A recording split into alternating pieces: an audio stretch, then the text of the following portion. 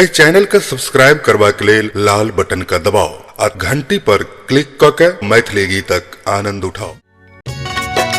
होली है, होली है। बियाहक पहिल फगुआ के तो बातें किछ और होइत अछि आ तई में जो किनको पतिदेव गाम नहीं अबै छथि तो बुझ सकै छी जे पहिल फगुआ में हुनकर खुशी आ उमंग के की दशा भ सकै। यह आइ देखलहुं कन्हई वाली भौजी के हुनकर उत्तरल सन मुंह आ उदास भेल चेहरा देख कऽ हमरा रहल नहीं तो हम पूछ देलियन, यही भौजी पहिल पहिल फगुआ आ एना मुंह उदास केने किया बैसल छी। बेचारी के आँख सँ नोर ढबढबा के खसौलक आ कनैत कनैत ओ कहली जे अहूँ सब सुनू।